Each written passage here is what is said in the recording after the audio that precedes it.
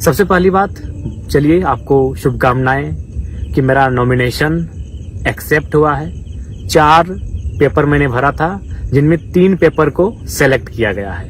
एक र्यूमर आया कि नहीं, अंतिम पेपर को सेलेक्ट किया गया है और 3 पेपर रिजेक्ट हुए हैं, जो कि सत्य नहीं है।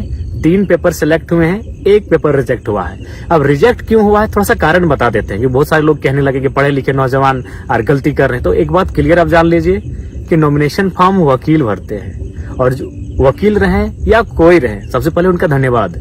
कुछ त्रुटियां हो जाती हैं, मानवीय भूल हो जाती हैं। तो समस्या ये थी जिस फॉर्म को रिजेक्ट किया गया कि उसमें हस्ताक्षर यानी नाम, वोटर आईडी का पार्ट नंबर, सीरियल नंबर किन्हीं और का था और हस्ताक्षर किन्हीं और का बाय मिस्टेक इसलिए हुआ था क्योंकि हमने लगभग 2-3 दिनों में 5 बार हम लोगों ने पेपर में केस के सिलसिले में रिजेक्ट किया था, काट-कूट किया था, क्योंकि नया नया केस हमें मिलता जा रहा था और नया नया फॉर्म बनता जा रहा था और बार बार फिर प्रस्तावकों का साइन लेना पड़ता था।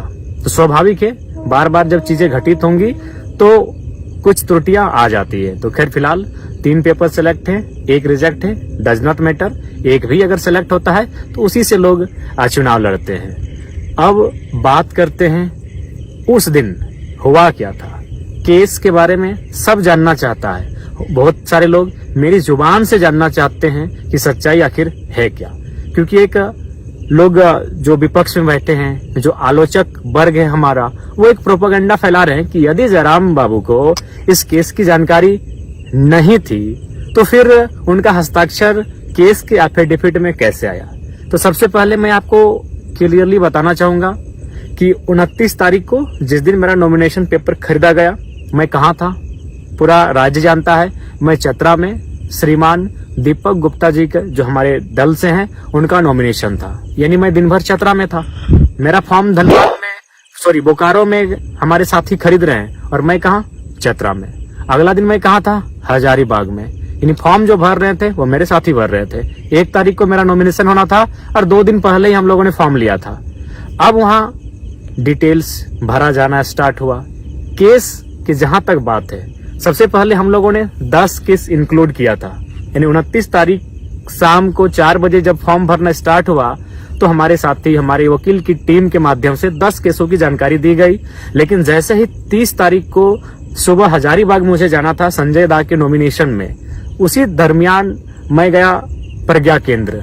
वहां हमारा साथी है, उनसे मिलने गए एक अकाउंट के सिलसिले में। तो हमारे चचा बैठे हुए थे बगल के पंचायत के, उन्होंने कहा टाइगर याद है 2015 का केस, उसका क्या स्टेटस है। हम बोले चाचा ये तो केस हम भूल चुके थे। अच्छा कि आप याद दिला दिए, तो क्या स्टेटस है इस केस का आप ही बताइए। बोला नहीं, उसका नोटिस हमको आया है 107 बन के कि हमको एक दिन उपस्थिति देना है कोर्ट में।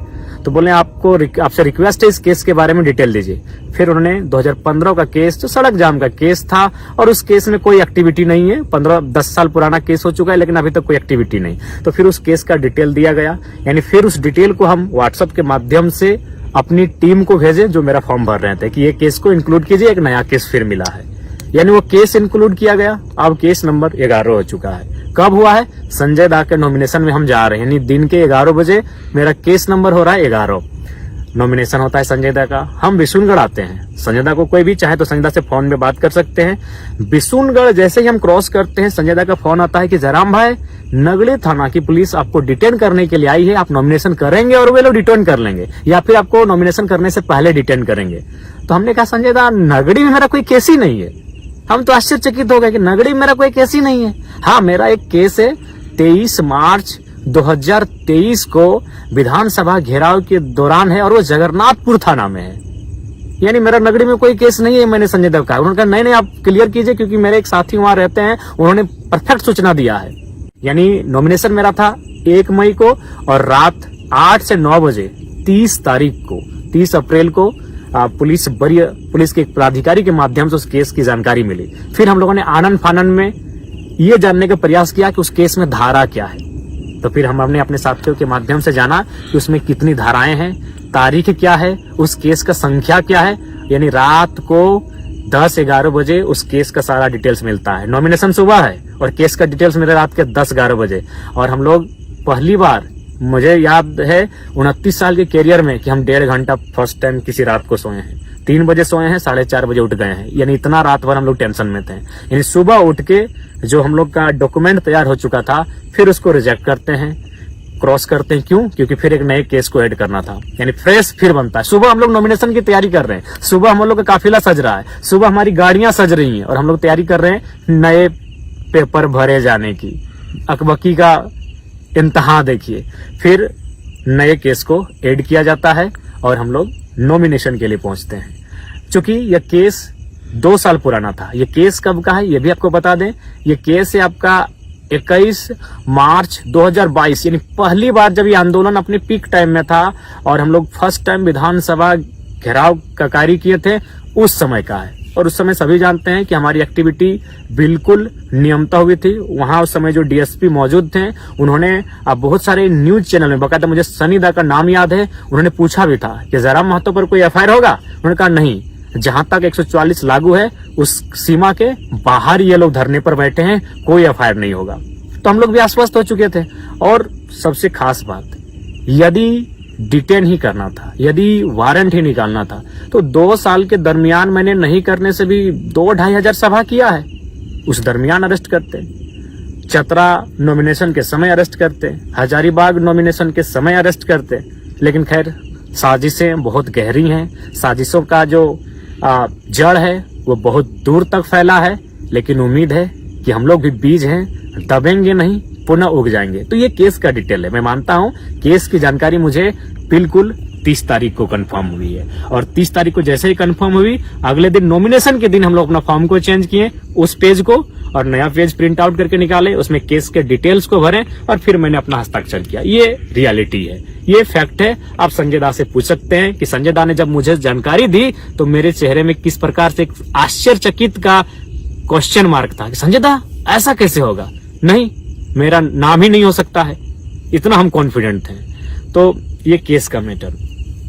अब एक सवाल ये आ रहा है, भाग गए, फरार हो गए।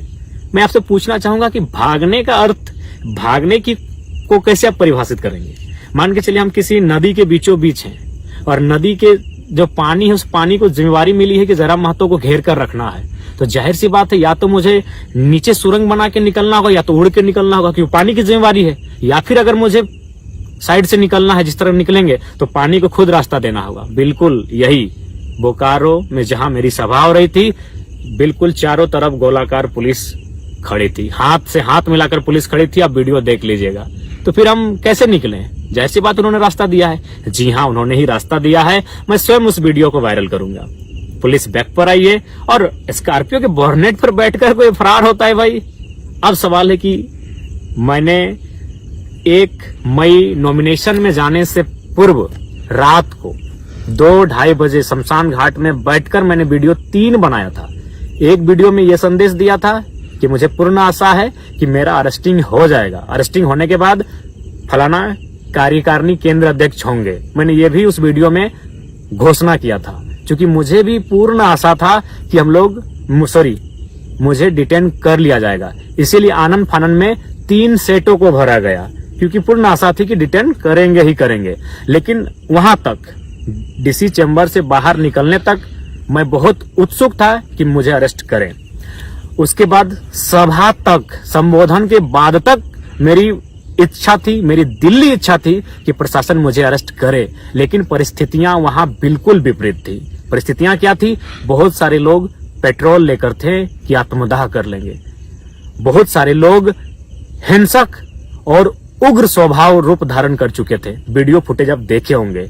यानी मैंने इसलिए वहां से निकलना उचित समझा। मैं निकला हूं, फरार नहीं। मैं बार बार कहूंगा, क्योंकि आप मेरा स्टेटमेंट अंतिम क्या था याद होगा कि एसपी साहब माफ कीजिएगा, भीड़ की भावनाओं का सम्मान कीजिए, डिटेन किसी और दिन कीजिए। ये मेरा अंतिम शब्द था कि एसपी साहब माफ कीजिएगा, भीड़ की भावनाओं का सम्मान कीजिए, डिटेन किसी और दिन कीजिए। और हम वहां से निकल गए। क्या आज हम घर निकलते हैं?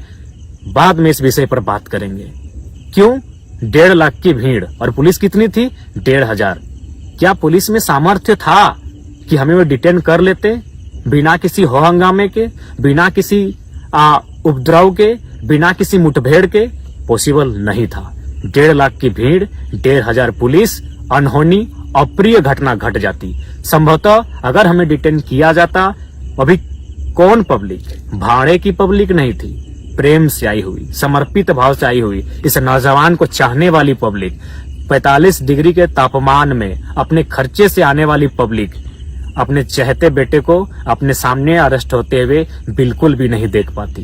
पता नहीं बोकारो का विधि व्यवस्था उस दिन क्या होता, पता नहीं बोकारो की परिस्थिति उस दिन क्या होती, कहीं कुछ अप्रिय हिंसक घटना ना घट जाए। इसलिए मैंने बिल्कुल स्कॉर्पियो के बोर्नेट से कहा कि एसपी साहब माफ कीजिएगा, भीड़ की भावनाओं का सम्मान कीजिए, डिटेन किसी और दिन कीजिए। आप चाहे तो उस सभा में मौजूद तमाम मीडिया रिपोर्टर से पूछे, तमाम पुलिस के पदाधिकारियों से पूछे या जनमानस से पूछे। मेरा यही अंतिम स्टेटमेंट था, क्योंकि आसान नहीं था भीड़ को नियंत्रण कर पाना, आसान नहीं था मुझे वहां से डिटेन करके ले जाना।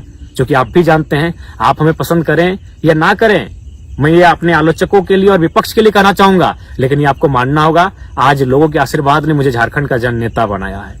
आज 45 डिग्री के टेम्परेचर में लोग बिना अपना खर्च से गए थे, और आप एनडीए और यूपीए के प्रत्याशी कितने लोग अपनी मर्जी से गए थे और कितने लोग साधन जुटाने के बाद गए थे नामांकन रैली में, ये बताने की आवश्यकता नहीं है। गांव में चर्चा है कि टेम्पो में कई रुपया दिया गया था और बोलेरो वालों को कई रुपया दिया गया था और दिन भर रहने का कई रुपया दिया गया था, ये किसी से छुपा नहीं है। मैं कह रहा हूँ 10%, 15-20% गए होंगे उनके भी रैली में, जो उनके नजदीक के लोग हैं, जो उनके समर्थक हैं, लेकिन मैक्सिमम लोग भाड़े से लेकर गए थे, ये आपको मालूम है। तो ये बिल्कुल परिस्थितियां सामान्य नहीं थी कि हम वहां से डिटेन कर लिए जाते।